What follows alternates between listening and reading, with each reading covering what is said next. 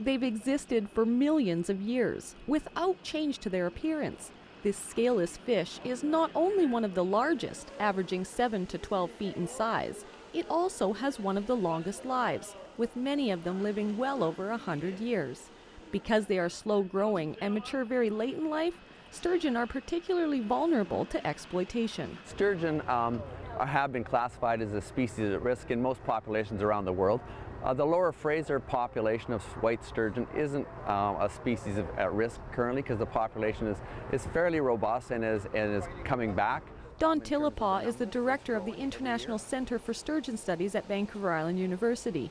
Over the past 20 years, they've been generating data to support the development of a farmed sturgeon industry. Our job here is to develop the scientific found information that we can share with the businesses and entrepreneurs, so they'll want to get involved in sturgeon farming because they're producing a high quality product and they can make money doing it. The center's success in spawning sturgeon has allowed them to supply other companies with babies.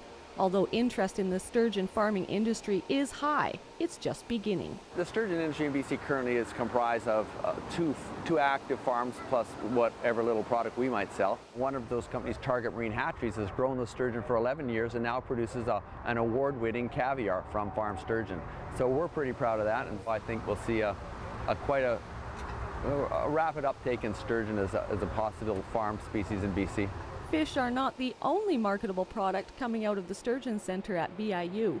They've developed a secondary food crop using aquaponics technology. We feed the sturgeon digests the food, the products of digestion go into the water, we take out the solids, and then the nutrients that are in the water go to the plants, and the plants extract the nutrients. The plants grow with the nutrients and they filter the water for the sturgeon. They make the water better quality for the sturgeon. And so we add a little bit more filtration and the water just goes round and round the recirculation system, and it's all based on the feed, and we grow two different kinds of crops, and it's a really cool and innovative food culture system. And the food produced is a valuable resource for the culinary program at VIU.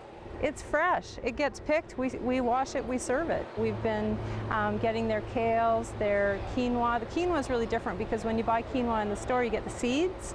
But here we have the quinoa leaves, and they have a really nutty kind of flavor. Yeah, they're really good. Sturgeon itself has, it's a freshwater fish, but it's got a really firm texture. Quite often freshwater fish will be pretty flaky, but it's a really easy fish to work with because it does stay together. It's really versatile as far as barbecuing and stuff, but it's beautiful baked, you know, with a buttery sauce or marinated and then sliced thin. It's quite chewy. Chair of the culinary program, Debbie Shore, says it's nice to have access to the sturgeon. Often local catches aren't available and are shipped overseas. I'm looking forward to the day when these different fish that do have really interesting textures, qualities, not just texture, but flavors, are available for us because we're here. You know, that I think will make my day. We see the farm sturgeon industry in BC growing over the next 10-20 years to become as big as maybe the farm salmon industry in BC.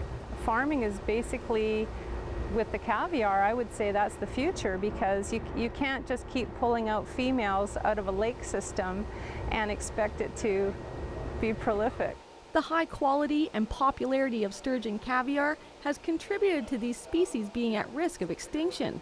These fish take 10 years to produce the roe, and it's only possible to get by harvesting the entire fish. The value of sturgeon caviar is about $3,000 per kilogram. In Nanaimo, I'm Kelly Robinson.